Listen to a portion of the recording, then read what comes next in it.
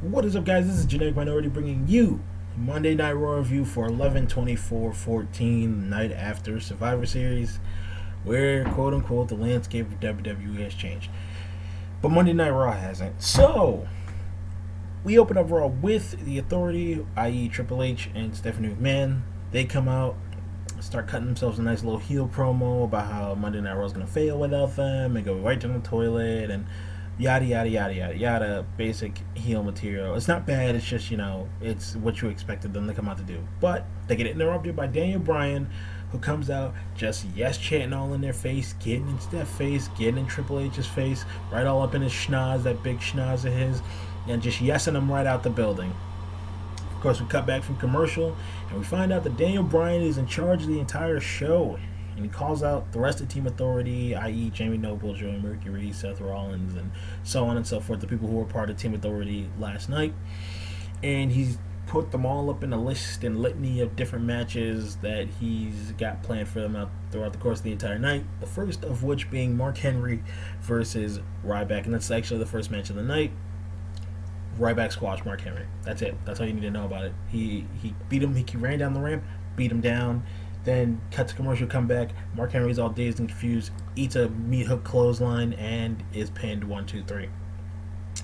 Then, after that, we get Steph and Triple H in the backstage segment. They're leaving with the tail between their legs. Steph looks like she's ready to cry again, but she never actually sheds a tear. They bump into Vincent Kennedy McMahon. He's waiting at a limo, telling him he's disappointed in them, and that he's disappointed that he has to spend his entire Thanksgiving with them. Steph says is that she's sorry. He says, "Don't ever say sorry to me again. The only thing I'm sorry for is having to spend Thanksgiving with you." He says he's been embarrassed, and that the Authority, or Triple H and Steph, are gonna find a way to fix this. Maybe I'm reading too deep into that. Maybe it means nothing, but I suspect that Triple H and Steph as the Authority won't be gone forever, especially after you hear how the night ended. So, after that, we get a second match that Dan Bryan himself had announced earlier in the night. It's Dean Ambrose versus Luke Harper for the IC title. Decent match. It was actually a pretty good match overall. Good, not good spots. Just good in-ring work. Good back and forth between the two of them. But Luke gets himself DQ'd in a really weird way. He pushes Dean into the ref, and it almost seems like it was kind of like an accident, like a legitimate accident, in-ring, botchamania style accident. But the ref calls DQ, and it's like really awkward. But Dean, of course, goes ballistic, DDTs him, or what is it called, Midnight Dream, or I don't remember what his finisher, the DDT that he does, the double-armed Mick Foley DDT does. DDTs Luke Harper right into a chair. When he goes to get a ladder and the table that the crowd is chanting for, Bray attacks him, throws him over the announce table, buries him in a bunch of chairs. Crowd boos. At least Bray's getting a reaction, unlike the past few weeks since the setup of their feud. Next, we get Santino Marella and Larry the Cable Guy come out. I don't care. Then that's followed by they have a bit. They have a bit that they're doing. Larry the Cable Guy's telling some of his, get her done jokes. He's fat, but not as fat as he used to be. Jokes and whatever. But thankfully, Gold and Stardust come out to end the bit. But unfortunately, that's setting up for what is the Dust Bros versus MIZOOW and the Miz for the tag titles. It's a tag title rematch. MIZOOW's money, as always. Nothing else to say about it. Goldust obviously looks good in the ring. Cody Rhodes looks good in the ring. Miz the only one that looks like trash, but they're pushing this MIZOOW feud. So, of course, MIZOOW's chant come in full effect, like always. There's always MIZOOW chants. We want MIZOOW stuff. The match end saw the MIZOOW finally getting into the match and really not having any offense like you expected, catching a beat down. But Miz sneaks in a tag and hits, I believe it's maybe Stardust. I don't remember which one of the Dust Bros they get. He hits one of them. I think it's Goldust, actually. Hits Goldust with the Skull Crusher finale. Pin, 1, 2, 3. They retain the tag titles. And that's the end of that. I want to see the Miz versus MIZOOW feud. I'm really rooting for MIZOOW just because I like Damien Sandow. I initially didn't like this MIZOOW gimmick, but I'm rocking with it because he's actually putting in some serious work, and he's really funny on the apron and whatnot. Keeping this Raw review short and sweet. That followed Rusev and Lana come out, and Daniel Bryan told them they have a decision to make early in the night, that either Rusev and Lana go out with a big American flag behind them and recite the Pledge of Allegiance, or Rusev has to defend the United States title in a battle royal against the entire WWE roster. Of course, Lana and Rusev, they don't want to do it. D-Bry hops up on the Titantron, says, if you don't do it, gonna send all the guys out, but just to make sure you do the pledge, he sends out Sergeant Slaughter. Nice little pop for Sergeant Slaughter. Sergeant Slaughter lost some weight. That's just a thing. He sends out Sergeant Slaughter to make Rusev and Lana do the pledge.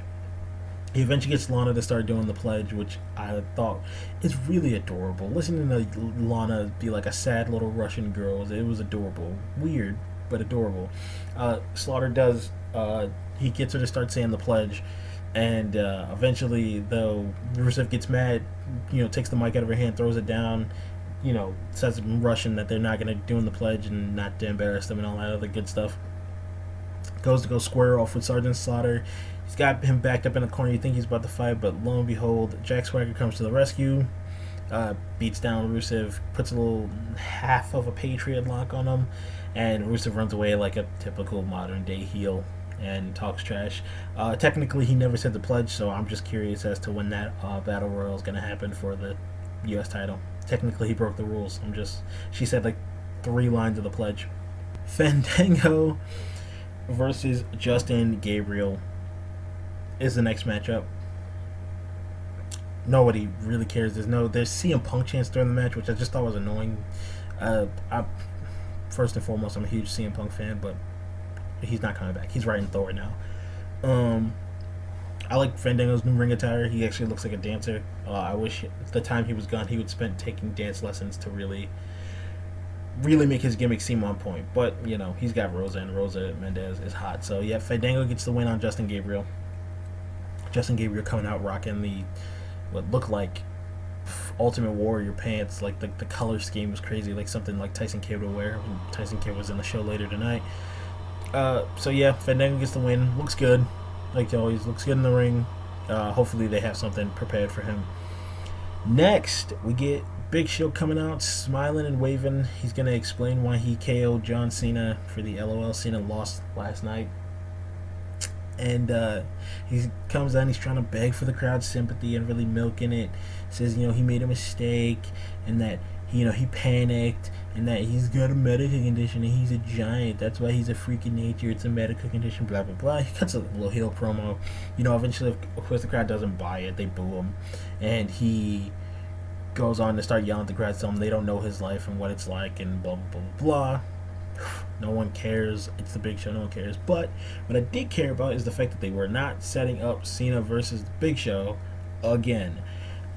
Who comes out while Big Show's making his little little promo? Eric Rowan. Eric Rowan comes out, got his little mask on. Big Show starts to taunt him, gets in his face, tells him to get out of the ring. Eventually, Eric Rowan, gets the mask off, starts to beat down on Big Show, hits him with a spinning heel kick. Man's like 7 feet tall, should not be doing that. Well, he should because he can do it, but it's still crazy to see. But eventually knocks Big Show out of the ring, setting up for their feud that they're probably going to have at TLC. So, well, we'll see how that goes. Next, we have Brie Bella versus AJ Lee. I don't care. Brie wins by a roll-up, and she's apparently pushing this heel thing. AJ Lee drops a quote-unquote pipe bomb. She says that talent isn't sexually transmitted. So, basically, she's saying just because they're sleeping with the 2 top guys doesn't make them the top divas. But I still don't care. I don't care about the Divas division, and I definitely don't care about the Bellas at all. I don't like the Bellas. I like AJ Lee, but I don't care about anything she's doing, and I don't like because the Divas division is trash, and not trash as in the athletics of them or anything like that. They're talented, but they don't care about the Divas. Hence why AJ Lee, your longest running Divas champion, just had like a 2-minute match against one of the Bellas, and the other Divas weren't even featured on the show except for Natalya, which is what I'm about to reference next. So yeah, AJ Lee drops the little quote-unquote pipe bomb on the Bellas. I guess Brie Bella's going to stay heel for a little bit longer, enough to feud with Adrian get in her way so she can't battle Nikki, and then it'll be Nikki versus Brie, but I don't care. Next, we got Adam Rose. God damn it. Adam Rose and the Bunny versus Tyson Kidd and Natty Neidhart. Apparently, it was an interspecies tag match, which is even dumber than it sounds. Tyson, of course, super healed the whole time. Free win for Tyson Kidd. The match end. I hate this feud, by the way. I don't care about Adam Rose or the Bunny. It's stupid. I don't care about Adam Rose. Like I said, for my Survivor Series review. Who's he beat? He hasn't beaten anybody. So far, he's in a feud, or at least a decently publicized feud. He's beaten Jack Swagger. That's it. If you can think of anyone else in the comment section, please tell me who else he beat that makes him worthy of my interest versus the Bunny. I don't care who's in the Bunny outfit. The fact is, it's a humping bunny. But Adam Rose and the Bunny versus Tyson Kidd. The Bunny, not looking, trips Adam Rose as he's bouncing off the ropes. Tyson Kidd gets the pin on him, and that's the end of that. Tyson Kidd and Natty get a win. Good for Tyson Kidd and Natty because I like them. I hate the Bunny and I hate Adam Rose. Well, I hate their feud. I don't hate them separately because if the Bunny is actually Sami Zayn, I like Sami Zayn. I liked El Generico back in ROH, and I don't care about Adam Rose. Like, they've done nothing to make me care about his character, and since I don't watch NXT, I really don't care about how much you tell me, oh, he's so good in NXT. Like, I watched NXT matches with Paige, and Paige was great there, but she's like, they dumb down your moveset once you jump up to WWE, and they sometimes you get buried in the clutter. That was followed by a little backstage segment. Earlier in the night, Daniel Bryan made Kane instead of the director of operations, he was like the director of concessions or something like that. He basically made him a concession boy, giving out hot dogs and nachos and all that other good stuff. And later that night, Ryback comes out talking about the big guy, he's hungry, comes out, gets in Kane's face, tells him he wants tuna, a bag of beef jerky, and like all this a protein shake, extra protein for the big guy. And Kane just whacks him in the face with a hot dog, which I thought was actually kind of funny. And then Ryback retaliates, squirts him down with a bunch of like ketchup and mustard and whatnot. And yeah, that was the thing that happened. And then he grabs a bag of peanuts and he yells that Kane left his nuts. So that's the thing that happened. Finally, to end off Raw, and yes, I'm keeping this Raw review short, sweet, to the point. We got announced earlier in the night that Seth Rollins was going to have a 3-on-2 handicap match against Dolph Ziggler and John Cena, but WWE Universe got to vote on his opponents, and his options were Kane and Mark Henry, Mark Henry and Luke Harper, or J&J Security, which apparently that's their name. I didn't know that was their name, but Jamie Noble and Joey Mercury were the final option for his tag team partners. Obviously setting up for the very WWE-esque landslide vote.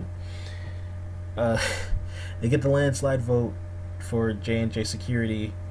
Seth Rollins has come out. Daniel Bryan, calls out Seth Rollins, and J&J Security comes out, and it was just like a comedy act, and it was just something for them to do to, hey, we beat down all the authority. Like, everybody in the authority got beat down tonight.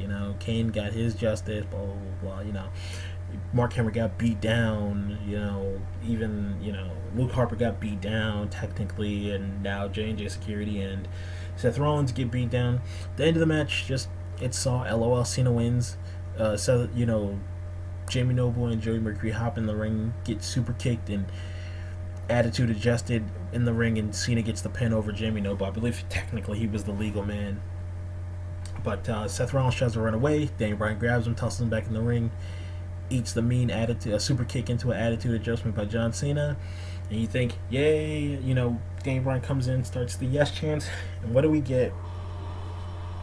But my least favorite thing ever to happen in Monday Night Raw history, and that's the anonymous Raw GM. You get the stupid flashing lights and that dumb iPhone noise, and Michael Cole, who I hate dearly, comes up, "Man, have everyone's attention, please." And I quote, Raw GM, the anonymous Raw GM says the next week everything goes back in order. I don't know if they're doing this whole, there's no official GM until they can find a permanent one. You know, the chance for We Want Sting started as soon as the stupid lights started flashing. We end the night with Michael Cole sitting there talking all stupid. Maybe he'll get his clear booth back. I hope they fire him. Anyway, he we end the night with the Raw GM saying he's gonna bring back order next week, and just continuously the night ends with him continuously flashing those stupid lights and making that noise. That's how the night ended. It ended. The crowd's booing, and they're flashing the lights and making that noise. That's it. That's the way the night ended, and that was just irritating. Overall, Monday Night Raw it's a setup for things to come. I didn't have a problem with it. Funny note, that Brie Bella versus AJ Lee match, my little brother started acting all crazy outside, like right in the beginning of the match, right outside my door, and I muted it to hear what he was doing, to see what he was messing with. I was out there with him for like a minute. I came back in, unmuted it, and it sounded exactly the same as when I had it muted. There was no noise, not even a CM Punk chant while AJ Lee was in the ring. So that gives you an idea how much people care about the Bellas / AJ Lee or the Divas division in general. I'm surprised I didn't come back to see half the crowd gone, but the feuds that they have going on so far, I mean, I don't care about Adam Rose and the Bunny. I'm not really interested in anything to do with the Bellas. Fandango is not doing much. You know, he's on the card, but he's not doing much because he's just getting back into play. It looks like they're going to bring back Jack Swagger versus Rusev for a little bit. At least to give Rusev something to do until, I guess, Sheamus is all healed up again or, free. I don't know what's going to go. I don't know what's going on, The only thing is built and is already been built up and called in for TLC is Bray Wyatt versus Dean Ambrose. So, and with this, my least favorite thing ever, the anonymous Raw GM thing is old and irritating because it coincides with Michael Cole being a heel douche, and I hated that section of wrestling. I hated every bit of it. I mean, John Laurinaitis was bad, but at least I can make fun of him. I don't know who the Raw GM is, and I don't like Michael Cole.